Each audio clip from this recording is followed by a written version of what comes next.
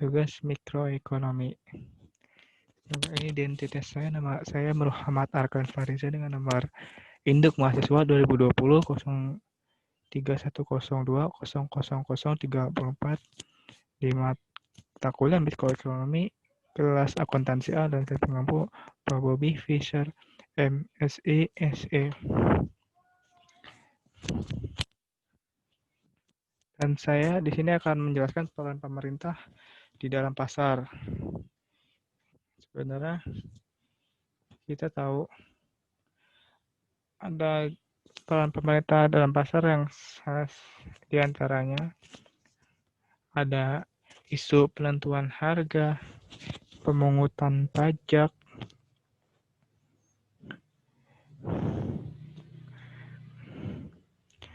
membentuk Komisi Pengawas Persaingan Usaha atau KPPU, dan menyesuaikan dalam penyesuaian tarif atau harga barang-barang strategis seperti telepon, listrik, BBM, air minum, gas, dan sejenisnya. Dan penetapan kebijakan ekspor dan impor. Lalu penerapan operasi pasar untuk barang-barang kebutuhan yang pokok seperti gula, beras, telur, dan sejenisnya. Menetapkan kebijakan moneter, penentuan tarif atau harga dasar yang minimum. Dan yang di sini yang saya bahas itu adalah isu penentuan harga dan pemungutan pajak oleh pemerintah. Yang pertama, peran pemerintah dalam penentuan harga ada dua: intervensi pemerintah secara langsung dan intervensi pemerintah secara tidak langsung. Untuk intervensi pemerintah secara langsung itu ada dua kebijakan lagi. Pertama, menetapkan harga minimum dan penetapan harga maksimum. Lalu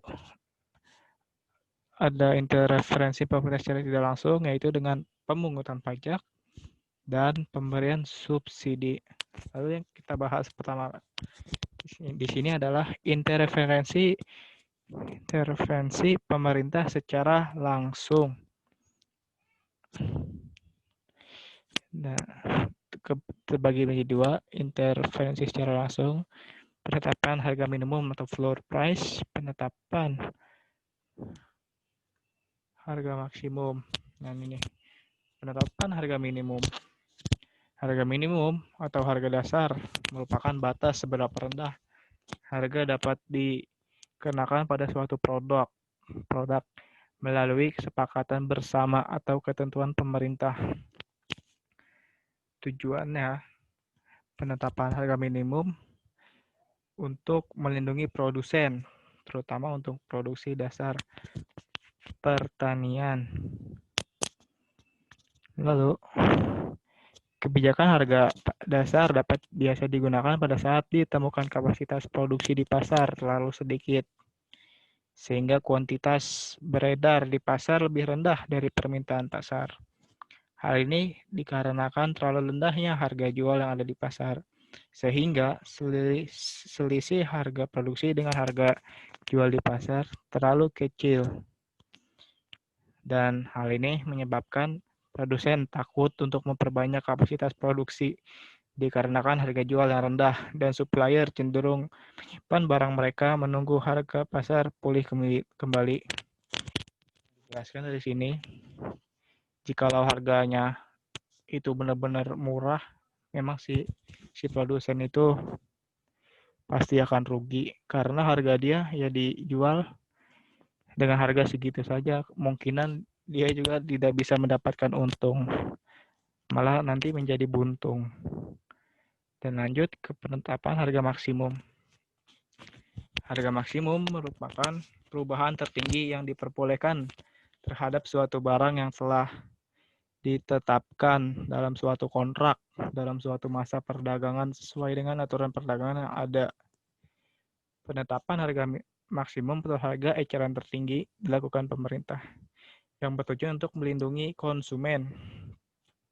Kebijakan HET dilakukan oleh pemerintah jika harga pasar dianggap terlalu tinggi di luar batas daya beli masyarakat atau kita sebut konsumen.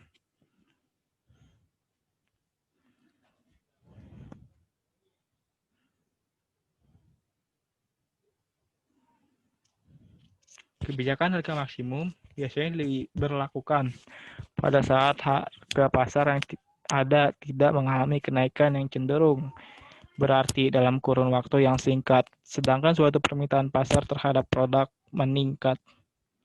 Hal ini akan memicu produsen atau supplier untuk menaikkan harga. Dalam situasi seperti ini, kebijakan harga maksimum perlu diberlakukan untuk menjaga stabilitas harga pasar supaya kenaikan harga yang ditetapkan oleh produsen tidak terlalu tinggi dan tidak membebani produsen. Jadi mungkin aja penetapan harga maksimum itu seperti penetapan harga net atau harga paling tertinggi dan si produsen tidak boleh menjual melebihi batas dari harga net tersebut. Seperti misalnya contoh harga sepatu olahraga yang harga paling net itu untuk produk lokal 300.000. Nah, si produsen tidak boleh menjual dengan di atas harga 300.000 tersebut karena mungkin bisa saja tidak ada yang berminat karena terlalu mahal harga situ. Mungkin itu contoh sederhananya. Dan ini intervensi pemerintah secara tidak langsung ada dua. Yang pertama penetapan pajak, yang kedua pemberian subsidi. Pajak ini apa sih? Apa itu pajak dan dampak pemajakan pada pasar? Berapa itu pajak? Itu pajak merupakan suatu iuran wajib yang harus dibayarkan oleh penanggung pajak untuk mengisi dan nantinya akan mengalir atau masuk ke kas negara atau devisa.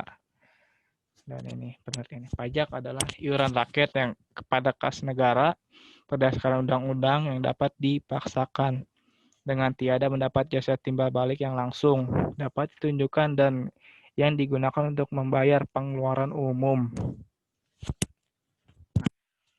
Bisa kita simpulkan, pajak itu sangat penting karena untuk menambah pemasukan negara dan nantinya dari uang kita itu dijadikan untuk membangun infrastruktur dan sarana prasarana agar bisa dinikmati atau dikonsumsi oleh banyak orang, seperti contoh untuk pembuatan jalan atau fasilitas umum dan sejenisnya. Dan ini pengaruh pajak terhadap pembentukan harga. Pajak yang dikenakan atas penjualan suatu barang menyebabkan harga jual barang tersebut naik.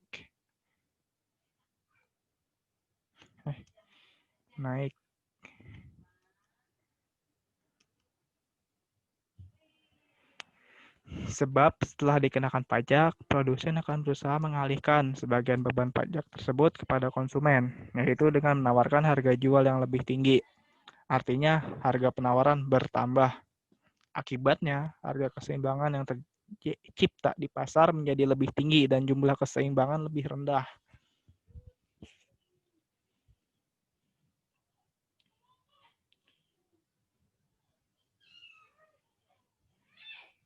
Lanjut, dampak pemajakan terhadap keseimbangan pasar. Ternyata, pajak sangat berpengaruh terhadap atas penjualan, selalu menambah harga barang yang ditawarkan, sehingga hanya mempengaruhi fungsi penawaran.